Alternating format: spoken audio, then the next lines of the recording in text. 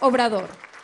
Amigas, amigos de Iztapa y de comunidades, pueblos, ejidos, municipios de esta región del estado de Chiapas. Me da mucho gusto estar de nuevo en Iztapa, que ya he visitado en otras ocasiones, en varias ocasiones, porque nos llevó tiempo el lograr el inicio de esta transformación en nuestro país. Ustedes saben que se luchó bastante y, como lo mencionó aquí el gobernador de Chiapas, actuamos con perseverancia, es decir, no nos rendimos y nos hicieron un fraude y luego otro, con ganas de que nos diéramos por vencidos, con ganas de que nos hiciéramos a un lado, demostrarnos de que no íbamos a poder, que no iba a ser fácil que ellos dejaran el poder y que siguieran dominando en México. El fraude lo hacían con ese propósito, no solo de robarse la elección, sino para desanimar, desmoralizar. Imagínense lo que sucedió después de el 2006, que nos robaron la presidencia. Mucha gente quedó pues desanimada y nosotros dijimos, vamos, adelante. Y luego en el 2012, y lo mismo. Después del 12, como estaba la campaña en contra, como siempre, como ahora, pero en aquel tiempo los que mandaban, los que se sentían dueños de México, tenían el control casi absoluto, total, de los medios de información. Y ellos eran los que formaban la llamada opinión pública, porque de acuerdo a los comunicadores y a uno muy famoso que tenía Hitler, Goebbels, una mentira que se repite muchas veces puede convertirse en verdad. Entonces, eran campañas muy intensas en contra de nosotros. Y de las cosas que más me molestaban era el que decían que yo no arreaba porque era yo muy ambicioso de poder. Y después de la elección del 2012, pensé en renunciar a seguir luchando, más que nada a ser candidato. Iba yo a decir en el Zócalo, después del 12, que había yo hecho lo posible, que quería yo ser como el presidente Juárez, como el presidente Madero, como el presidente Cárdenas, pero que no había yo podido o no había yo sabido hacerlo, porque no habíamos podido llegar, y que dejaba yo de ser ya candidato, que iba yo a luchar toda mi vida, pero ya no volvía a ser candidato.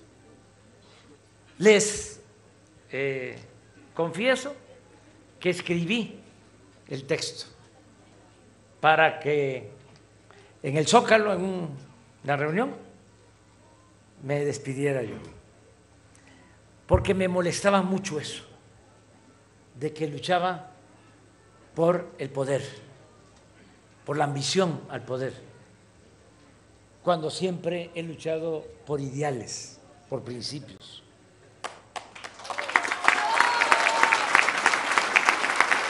Y lo pensé y dije, no, vamos a seguir adelante. Sí va a ser un acto de dignidad importante, decir, renuncio, pero va a haber fiesta en las colonias donde viven los conservadores, donde vive la mafia. Van a hacer fiesta, van hasta a brindar de que ya nos rendimos, entre otras consideraciones, porque también no es un asunto personal, son circunstancias, y yo tenía pues la capacidad de unir al pueblo, de convocar al pueblo, y no es fácil el relevo de un dirigente. Entonces dije, vamos adelante, y fuimos a la elección del 18 y la tercera fue la vencida.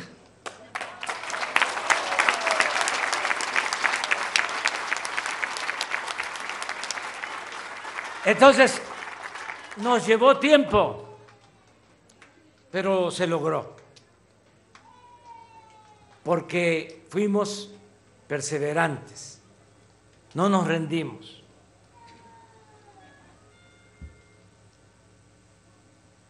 Decía el presidente Juárez, hace unos meses lo recordaba, bueno, hace poco, el 5 de mayo, en un discurso, Fernando del Paso, un gran escritor, fallecido hace relativamente poco tiempo, 2, 3 años, 4, 5 años, un gran escritor que debió ser premiado como Nobel de Literatura. Escribió una gran novela que se llama Noticias del Imperio, donde describe cuando los franceses invadieron nuestro país y estaba el presidente Juárez y enfrentó a los conservadores y enfrentó a los invasores extranjeros que impusieron a Maximiliano, que trajeron a un príncipe para dominar México. Y Fernando del Paso recreó un diálogo en donde Juárez le dice a su secretario, oiga, fíjese que yo no voy a poder ser prócer, héroe de a caballo, como Bolívar, como Higgins, como Morelos, porque yo nada más he montado mula. ¿Cómo voy a pasar a la historia? Van a decir, Benito Pablo, si tú nada más montas mula. Pero, decía el presidente en este diálogo, ¿no? Pero la mula es muy terca.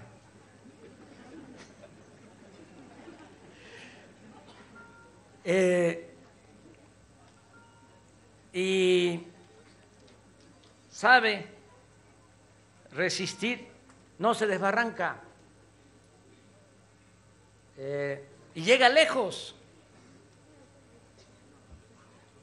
¿Cómo ve, secretario? Sí, dice, las mulas llegan lejos. Bueno, perdón, presidente, ya le había dicho mula. Pero lo cierto es de que el presidente Juárez era muy perseverante,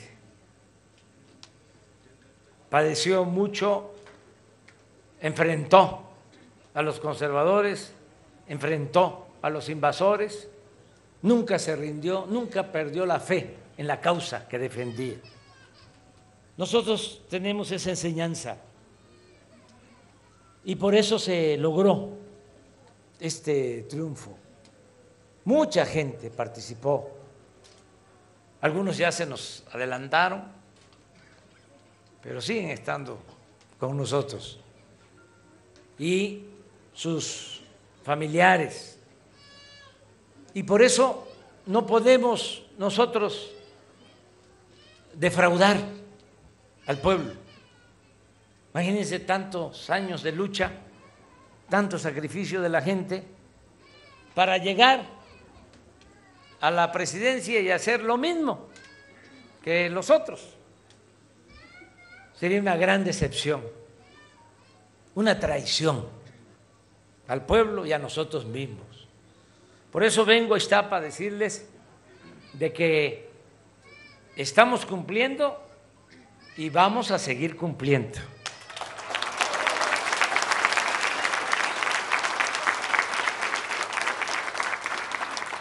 Y es relativamente sencillo, lo decía yo en Bochil, se trata de manejar el presupuesto, que es dinero del pueblo, no del gobierno. Nosotros somos simplemente administradores de los dineros del pueblo, de manejar ese presupuesto que es sagrado, manejarlo con honradez y procurar que llegue a todos, que no se quede en unas cuantas manos, en una élite. Y eso es lo que estamos haciendo aquí en Chiapas, pues de acuerdo al censo, lo explicaba también en Bochil, hay 1.351.000 viviendas, 1.351.000 viviendas,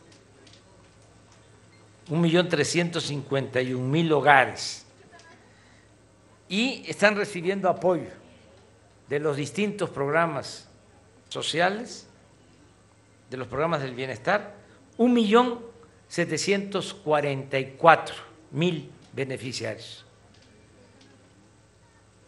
Quiere decir que casi en todas las viviendas de Chiapas llega cuando menos un apoyo. El que no recibe un apoyo como adulto mayor, recibe un apoyo porque tiene una persona con discapacidad o recibe un hijo, un nieto, una beca, o si es campesino, está en el Sembrando Vida, o recibe el apoyo Producción para el Bienestar, en fin, todos reciben algo, la mayoría. Y aquí el ejemplo está en Iztapa, son 771 jóvenes que están en el programa Jóvenes Construyendo el Futuro. Estos jóvenes de Iztapa recibieron y están recibiendo, porque es durante un año, un apoyo. Están trabajando como aprendices y se les ayuda con un salario mínimo. Todo esto es para que tengan una ocupación, porque si no, los enganchan los de las bandas, los jalan, se los llevan los de las bandas. Tenemos que darle a los jóvenes la oportunidad del estudio y del trabajo. Es fundamental.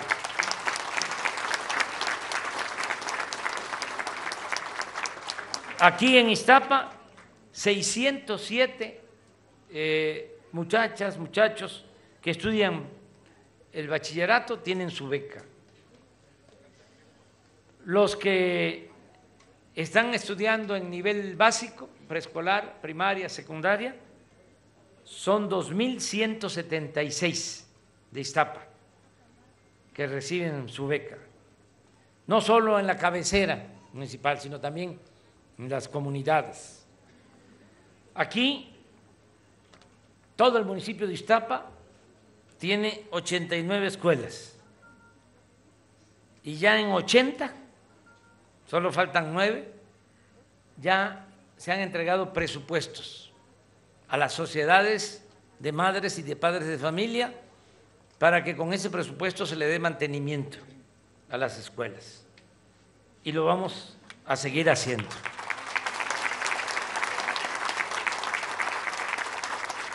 Aquí en Iztapa son 1.513 adultos mayores, ancianos respetables, de 65 años en adelante, que tienen su pensión.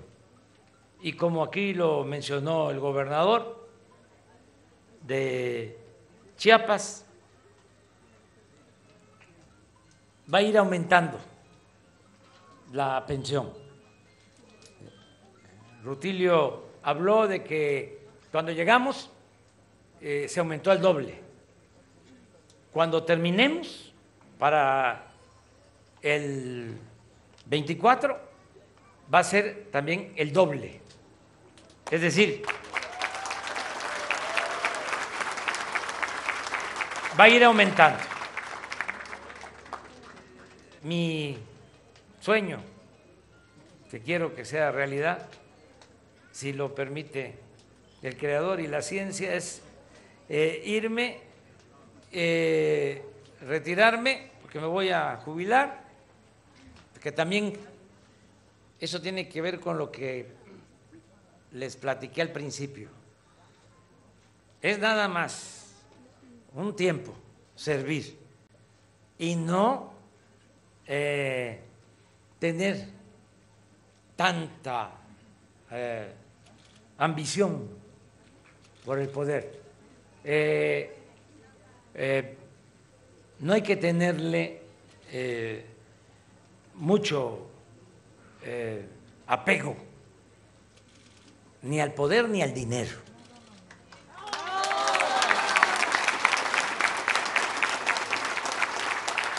La felicidad no es lo material. La felicidad es estar bien con uno mismo, estar bien con nuestra conciencia y estar bien con el prójimo. Esa es la verdadera felicidad. Entonces, ya cuando termine, que entregue yo a finales de septiembre, ya van a tener una pensión los adultos mayores que les va a permitir ya su alimentación y lo básico. Ese es mi compromiso, ese es el sueño que quiero convertir en realidad. Si es una pareja, de adulto mayor van a poder salir adelante. Van a tener lo básico.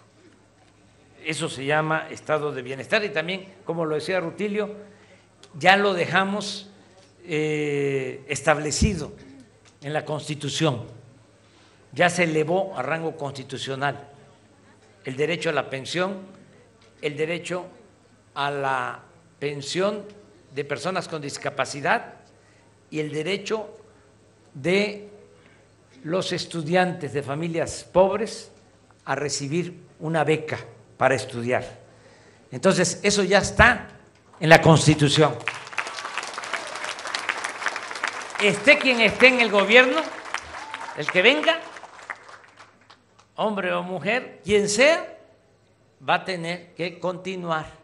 Y además, en la Constitución hay un artículo transitorio que dice que cada año tendrá que aumentar el presupuesto para estos programas de bienestar.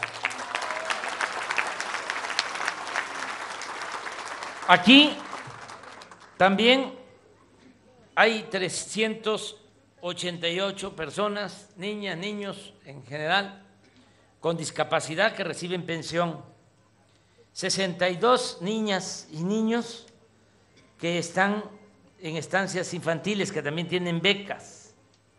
Aquí 3.969 campesinos reciben un apoyo, lo que es producción para el bienestar. Aquí también estamos apoyando con créditos a la palabra, con tandas para el bienestar. Y ahora se está inaugurando este banco aquí en Iztapa. Y todavía vamos a seguir apoyando, o sea, van a llegar otros programas de bienestar a Iztapa. El banco es muy importante porque lo que por derecho les corresponde, pues lo van a recibir aquí, sin intermediarios. Y como decía, lo mencionó Víctor Manuel Lamoyi, Bocanegra, el director del banco, sin comisiones. El adulto mayor con su tarjeta va a recibir lo que le corresponde. El becario completo va a recibir, la persona con discapacidad lo mismo. Todo esto se está haciendo para que no tengan que ir a Tuxtla o a otros lugares a cobrar o a recibir lo que por derecho, repito, les corresponde, porque no es una dádiva, es un derecho que todos tenemos de vivir con justicia, con bienestar. ¿Qué es el bienestar? Se usa mucho la palabra, pero es estar bien, y es un derecho que tenemos todos, a estar bien, a vivir libres de miseria, libres de miedos, de temores. Esa es la verdadera libertad. Entonces, aquí van a poder recibir sus apoyos y esto les va a ayudar mucho. A nivel nacional van a ser cerca de 3,000 sucursales como esta.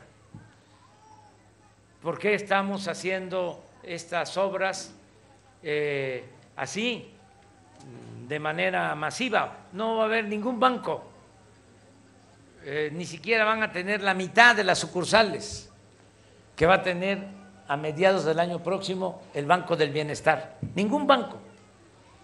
Va a ser el banco con más sucursales en todo México. ¿Por qué lo estamos logrando? Porque contamos con el apoyo de los ingenieros militares. Por eso le agradecemos mucho al general secretario Luis Crescencio Sandoval González por su apoyo y a todos los oficiales. Ellos nos están ayudando. Fíjense que fue un descubrimiento, porque cualquiera sabe que el ejército se hace cargo de la defensa nacional, de la seguridad interior. Ahora que hubo una reforma constitucional ya pueden ayudarnos, y lo están haciendo, para garantizar la seguridad pública, porque antes no podían intervenir en asuntos o en materia de seguridad pública. Ahora sí, el Ejército y la Marina, y nos están ayudando mucho para que haya paz, para que haya tranquilidad en nuestro país. Bueno, pero eso se sabía, de que el Ejército tenía esa función, y también se sabe del Ejército, se sabe de la Marina, porque cuando hay un huracán, hay inundaciones, temblores, hay desgracias, pues interviene el Ejército, la Marina, tienen el plan DN3 y auxilian a la gente, son los primeros en llegar cuando hay una calamidad. Pues hasta ahí se sabía. También se podía saber de que tienen médicos militares, que el hospital militar es muy bueno, que tienen especialistas, pero hasta ahí. Pero ingenieros militares no se sabía, porque no realizaban obras públicas, muy pocas en la historia del Ejército. Aquí en Chiapas hicieron un camino cuando el levantamiento zapatista de Palenque a la frontera con Guatemala. Se hizo un camino que yo recuerde, que ahí está, y lo hicieron bien hecho, pero por lo general los ingenieros militares se dedicaban a construir sus propias instalaciones, sus cuarteles, sus unidades habitacionales. Pero descubrimos que era un equipo profesional muy bueno y que nos dejaron como parte de la mala herencia empresas constructoras muy amañadas, muy echadas a perder, empresas constructoras muy acostumbradas a la corrupción, a dar sobornos, moches a los funcionarios, a los gobernantes y a hacer malas obras. A veces hasta los mismos políticos lo primero que hacían era crear su empresa y no servían las obras o cobraban carísimo por las obras. A veces recibían los anticipos de una obra y ya no se les volvía a ver, y como habían dado un soborno, nadie les podía hacer nada, porque era un régimen corrupto, una relación de complicidades, de componendas. Entonces, así nos dejaron. Luego, pero no crean que nada más empresas nacionales, tenían empresas predilectas del extranjero. Les gustaba muchísimo traer empresas españolas, que pensaban que México era tierra de conquista.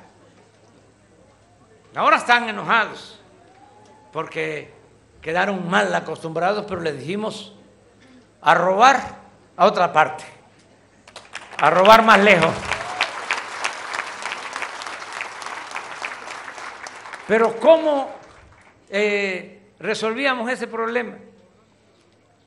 Y les comento que encontramos que se tenía este equipo de ingenieros militares y con ellos estamos haciendo muchas obras.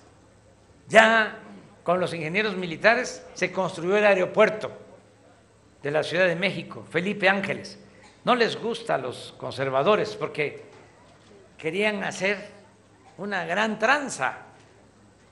Estaban estimando que iba a costar el aeropuerto en Texcoco.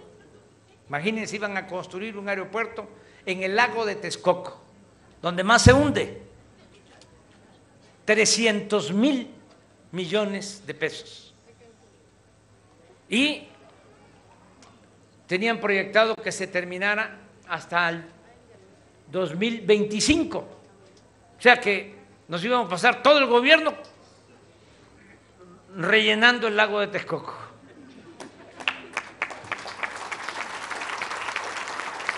Dijimos, no, claro que ya tenían un negocio porque iban a cerrar el actual aeropuerto, 600 hectáreas, y ese terreno lo iban a fraccionar y iban a hacer su agosto. Entonces dijimos, no. Se hizo una consulta y dijo la gente no. Y se construyó el nuevo aeropuerto, que ya lo terminamos el 21 de marzo de este año, en Santa Lucía, y se llama Aeropuerto Felipe Ángeles. ¿Y quién hizo ese aeropuerto? Lo hizo el Ejército, lo hicieron los ingenieros militares. ¿Y cuánto nos costó? Se les pagó a los constructores 100,000 y nos costó 75,000, es decir, 175,000 millones. Para 300,000 que tenían estimado, ¿cuánto nos ahorramos? 125,000 millones de pesos. Y ya tenemos ese aeropuerto que es de los mejores del mundo por los ingenieros militares. Aquí está el ejemplo. También, ¿cuánto costó? Esta sucursal, estaba yo viendo el informe del capitán, 4 millones de pesos. ¿Ustedes creen que si lo hacemos con una empresa constructora como era antes, lo hubiesen terminado en 3 meses como lo hicieron y con 4 millones de pesos? No. Entonces, gracias a los ingenieros militares, vamos a construir 2,700 sucursales. Aquí en Chiapas, 210. Si hay 125 municipios, quiere decir que en todas las cabeceras municipales va a haber una sucursal del banco. Y en algunos municipios, hasta 2 sucursales del Banco del Bienestar. Porque nos están apoyando los ingenieros militares. Ahora nos están ayudando haciendo cuarteles para la Guardia Nacional, ya más de 250 cuarteles para la Guardia Nacional, y están a cargo de 2 tramos y otro aeropuerto allá en Cancún, Quintana Roo, 2 tramos de el Tren Maya. Saben que estamos construyendo un tren de pasajero y de carga de 1,550 kilómetros que vamos a inaugurar a finales del año próximo. 1,500 kilómetros. Es como ir de aquí a México y regresar. Es lo que se está haciendo. Un tren que se va a desplazar a una velocidad de 160 kilómetros por hora en todo el sureste: Tabasco, Chiapas, Campeche, Yucatán, Quintana Roo. Ahí también nos están ayudando los ingenieros militares.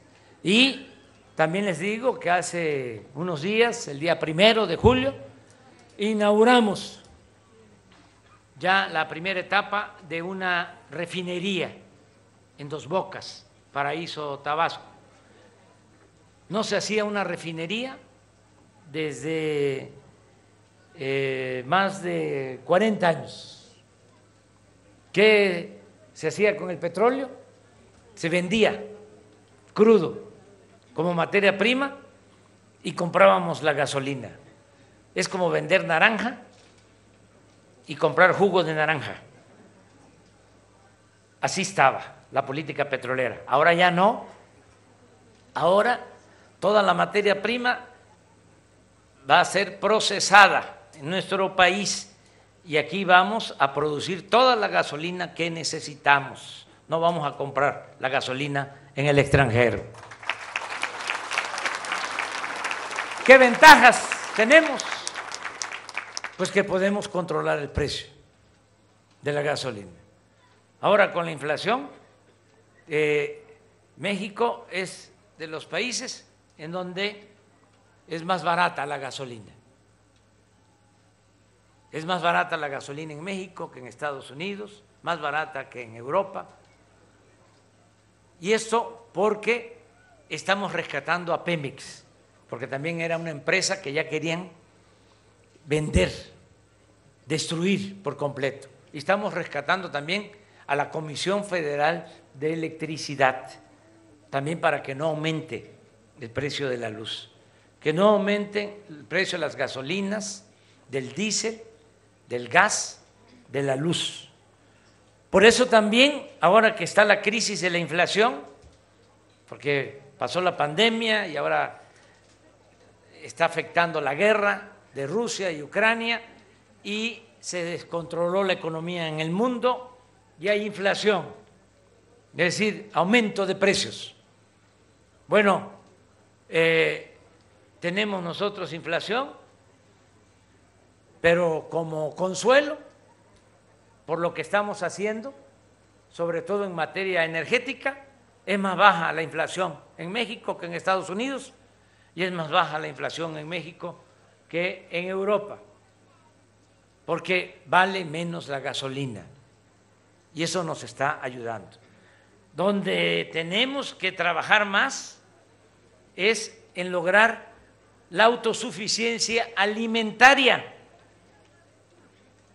Así como vamos a ser autosuficientes en la producción de gasolina y de diésel, tenemos que ser autosuficientes en la producción de alimentos, no depender del extranjero.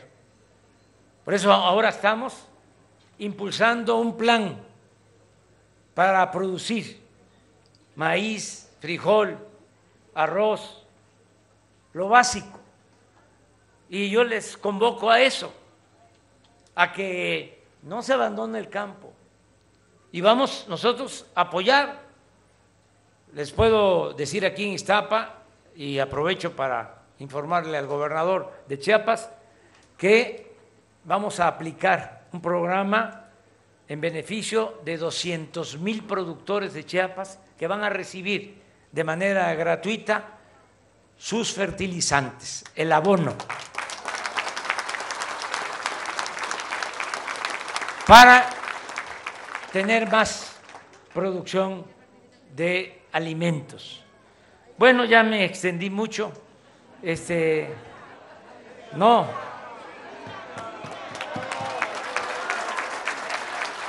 Nada más decirles que vamos a seguir trabajando juntos en beneficio de todo nuestro pueblo, que ustedes saben, yo cuando me retire voy a vivir en este estado, en Palenque.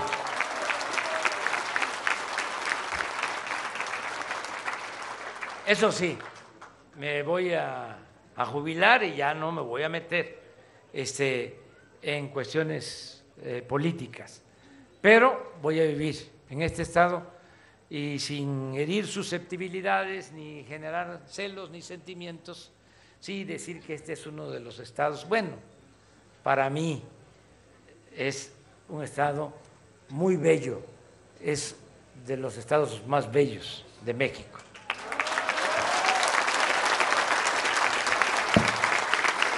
Chiapas no es un estado, es una república. Y nos vamos a seguir encontrando. Me dio mucho gusto estar con ustedes. Vamos a seguir recorriendo todo Chiapas y nos vamos a seguir viendo. Y muchas gracias por la confianza y tengan presente que yo nunca, jamás voy a traicionarles. No mentir, no robar, no traicionar al pueblo. Muchas gracias.